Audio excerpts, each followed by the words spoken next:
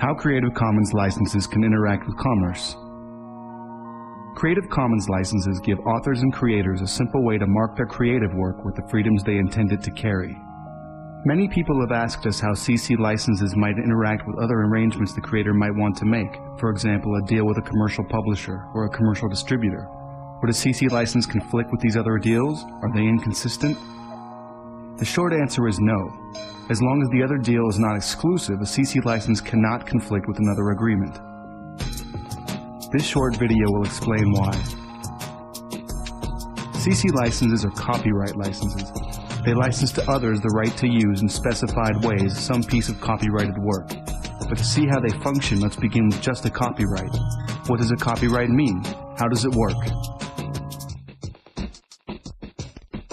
A copyright gives the author a bunch of exclusive rights.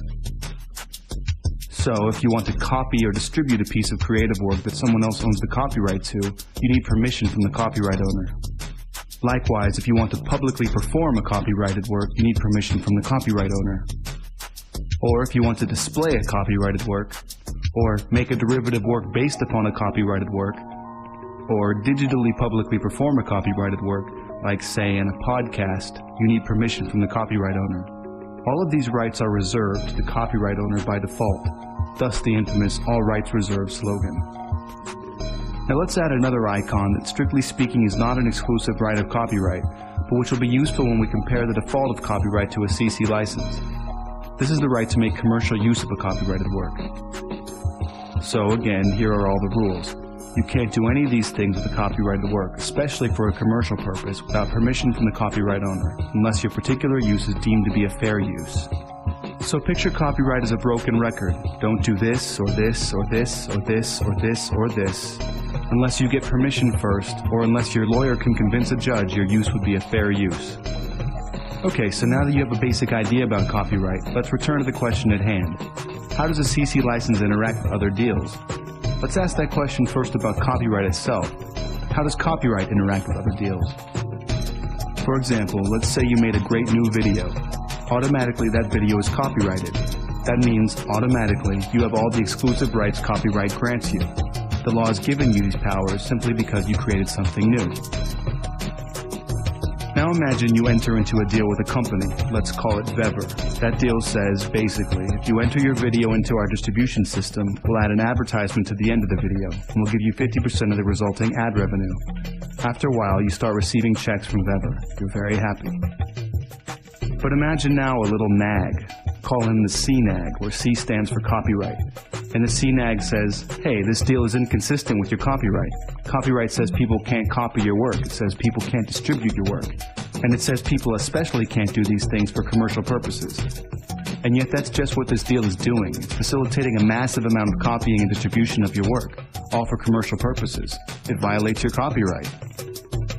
Now obviously the CNAG is just confused. What copyright law says is this: here are the things you can't do with my copyrighted work unless you have a deal with me.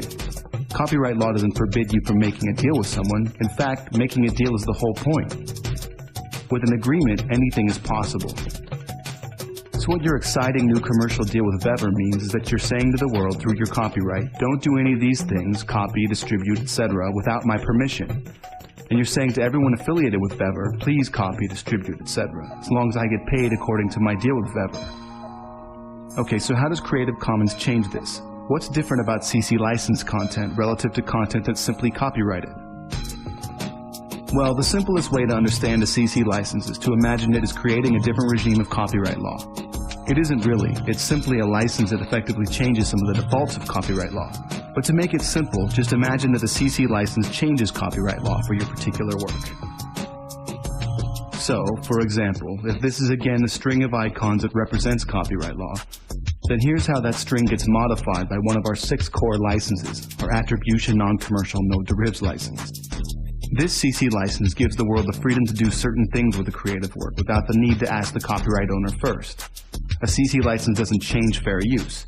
But in addition to that freedom, this license gives everyone in the world the freedom to copy, distribute, publicly perform, display, and digitally publicly perform the work, as long as these things aren't being done for commercial purposes.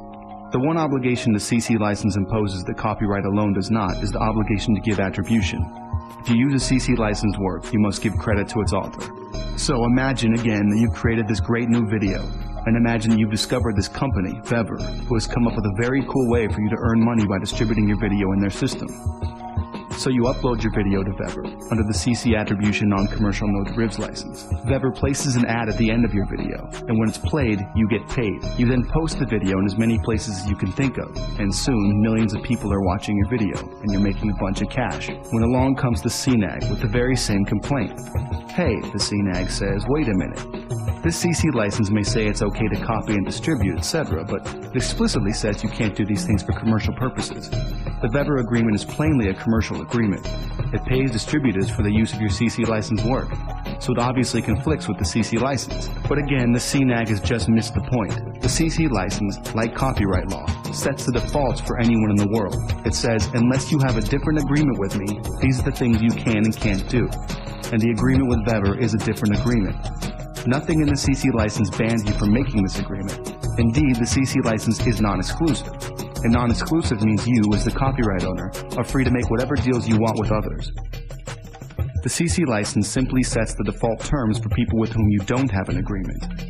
So, say you're surfing the web and you find a cool video with a CC license that says you're free to copy and distribute the video as long as you don't do it for commercial purposes. So you download the video and post it on your blog.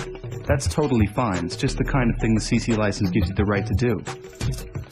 But then imagine that you sign up with Vever to share the CC license videos in their system. Now you've got even more rights. Because you've entered into an agreement with Vever and hence, indirectly, with the various videos' copyright owners that says that if you distribute Veverized videos on your blog, Vever will pay you. That's of course a commercial use of the videos, but it's authorized, not by the CC license, but by the agreement with Vever.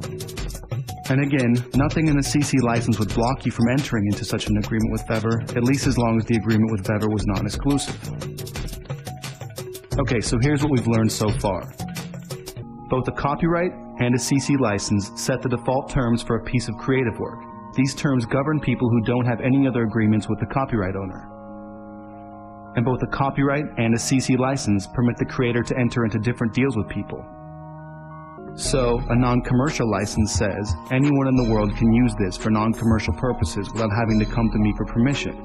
But if you want to make a commercial use of this, give me a call and we'll make a deal. And so, if you distribute your video under a non-commercial license, and MTV sees it and loves it, they can call you and say, hey, we want to run your cool video. How much? And so, with both ordinary copyright and content license under a CC license, the author is free to enter into other deals.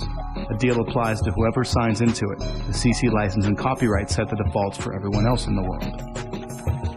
The one important difference, however, between copyright and a CC license is that there is one type of agreement you can enter into with a CC license that you can enter into with ordinary copyright, and that's an exclusive license. With video governed simply by ordinary copyright, you're free to enter into an exclusive deal, but with a video governed by a CC license, you're not. So enter the Hollywood lawyer type, puffing his cigar. Ha, see, I told you the CC license was bad for you. You can't have an exclusive deal if you use a CC license, and in Hollywood, the exclusive is everything. Well, it used to be everything, but what many, indeed millions of people are beginning to recognize is that the viral spread of creativity depends upon non-exclusivity. To encourage a wide range of people to spread your work, you have to allow them to spread it. And so the bet that many people make with the CC license is that the gain you get from freedom far outweighs any cost from non-exclusivity, especially when any truly commercial use will require the permission of the copyright owner anyway.